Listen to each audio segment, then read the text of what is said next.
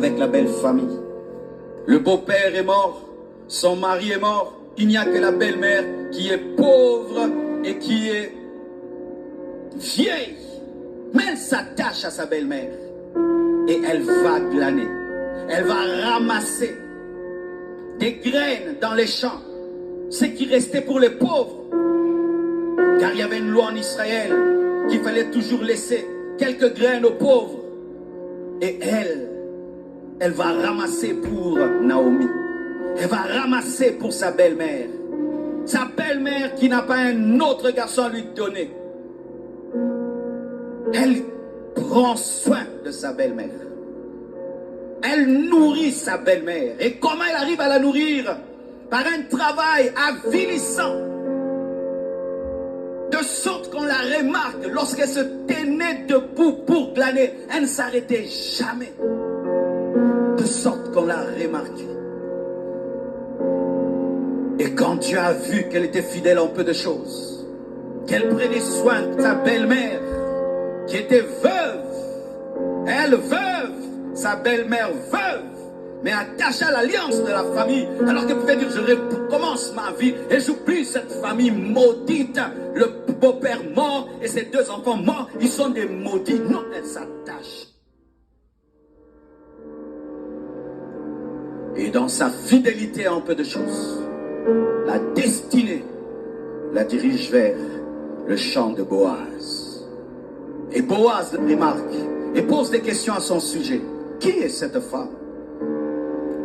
On dit c'est Ruth, la belle-fille de Naomi. Elle glane plus que les autres. Elle travaille plus que les autres. Et dit laissez-la glaner. Laissez-la même des épis. Et c'est comme ça que Naomi lui révèle que Boaz était de sa famille.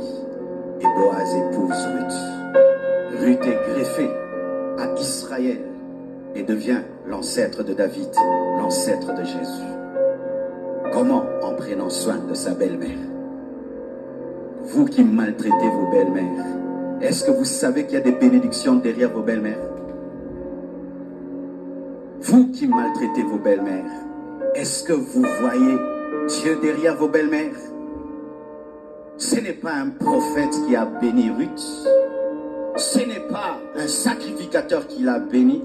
C'était une femme vieille, veuve, qui a même changé de nom, s'appelant Amertume.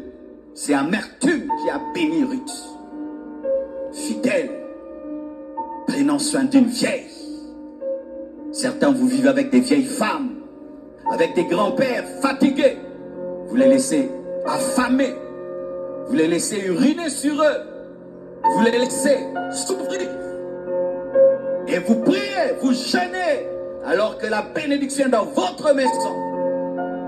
C'est ça le problème des chrétiens. Ils pensent que Dieu habite l'église. Ils pensent que Dieu habite l'église. Ils pensent que tout ce que Dieu fait, il le fait à l'église. La plupart des miracles de Jésus-Christ, ce n'était pas dans le temple. Il le faisait dehors. Et tu laisses un moribond à la maison qui a demandé du thé parce qu'il ne peut pas se faire du thé. Tu viens vite à l'église et tu laisses quelqu'un qui devait prendre du thé. Dans quel état est Naomi? Dans quel état est Naomi? Chacun de nous a Naomi dans sa vie. Chacun de nous a Naomi. Des personnes sans gloire et sans honneur, mais qu'une bénédiction nous donne. Comment nous les traitons? Comment nous les servons? Naomi n'avait rien, si ce n'est que la direction et le conseil. Elle n'avait que ça. Va, tu vas dormir à ses pieds. C'est comme ça qu'elle a eu le mariage. C'est devenu une femme de riche, une femme prospère. Elle a brisé les liens de famille. Elle qui était moabite.